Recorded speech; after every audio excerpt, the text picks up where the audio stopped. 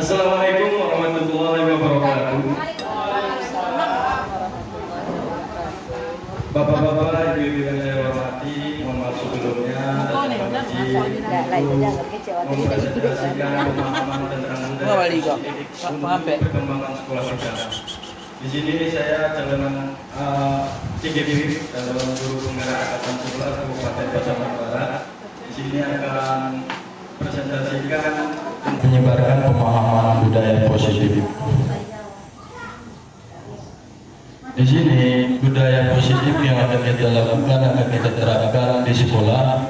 Namun untuk itu seorang guru yang baik harus memiliki kemampuan dalam mewujudkan budaya positif di sekolah.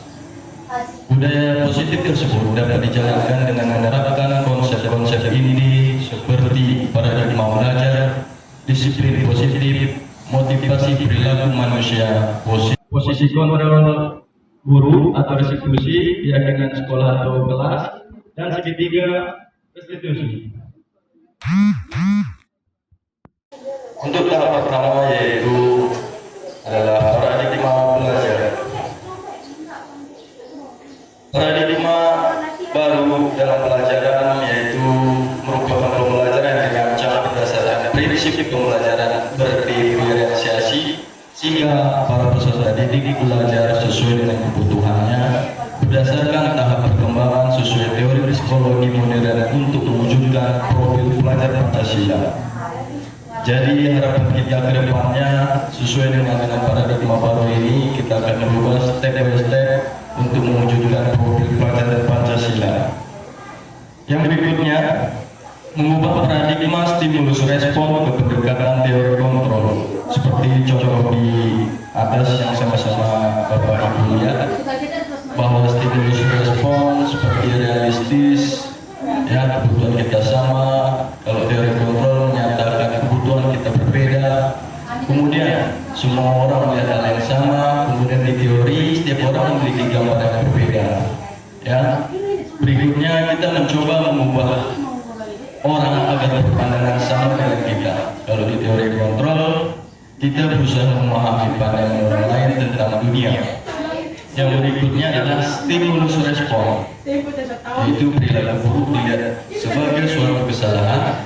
Kalau di teori kontrol semua perilaku memiliki tujuan. Yang berikutnya, orang lain bisa mengontrol saya, hanya Anda yang bisa mengontrol diri Anda di teori kontrol.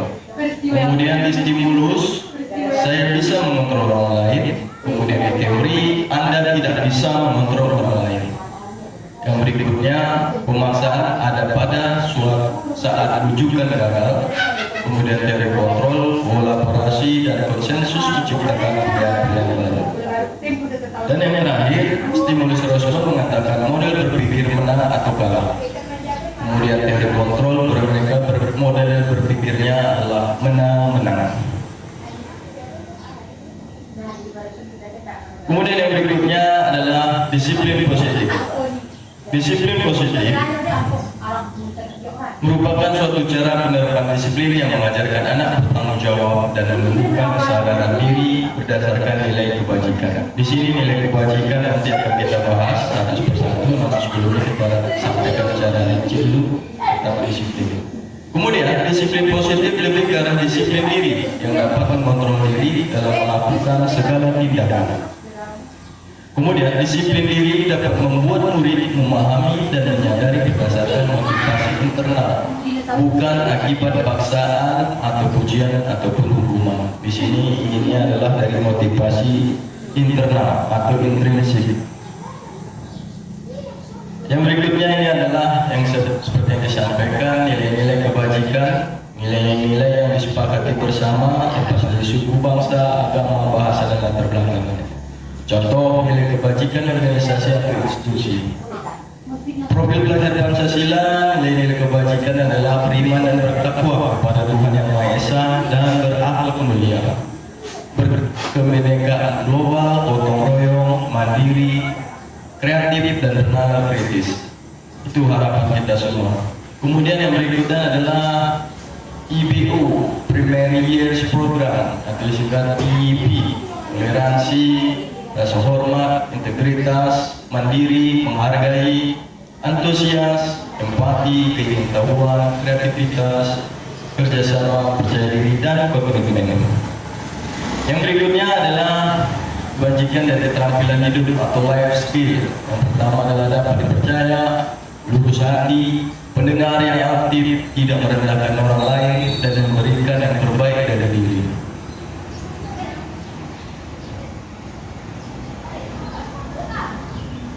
Yang berikut, kebutuhan dasar manusia.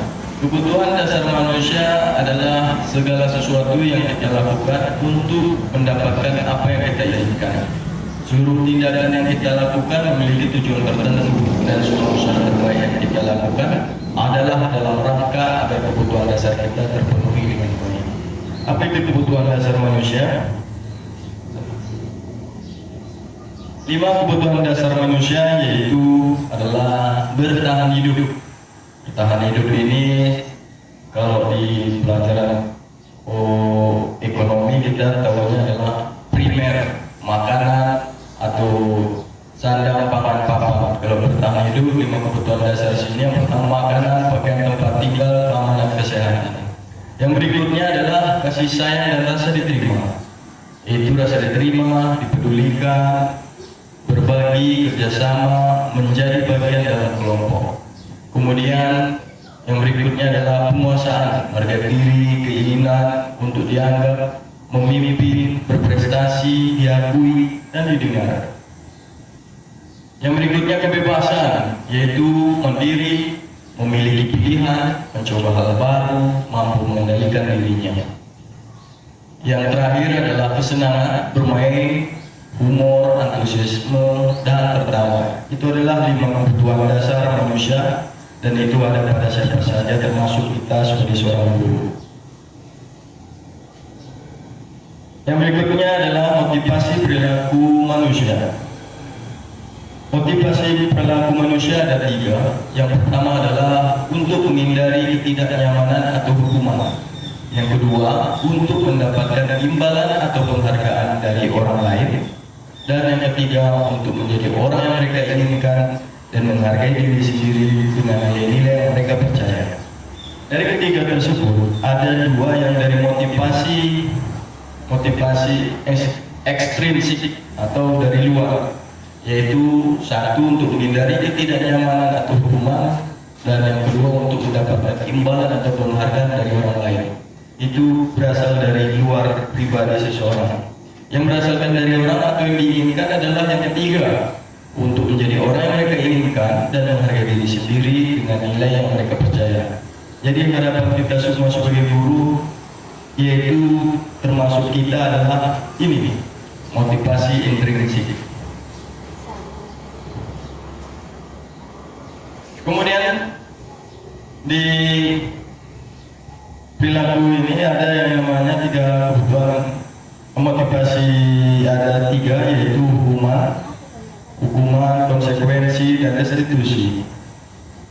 Hukuman itu tidak terencana, tiba-tiba, murid tidak tahu apa yang terjadi, bersifat satu arah, berupa hukuman fisik dan psikis.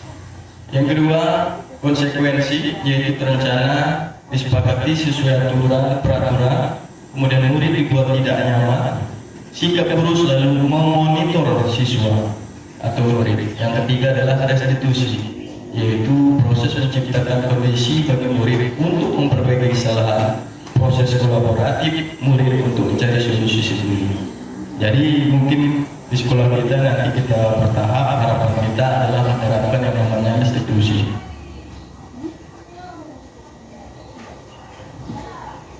Yang berikutnya posisi kontrol.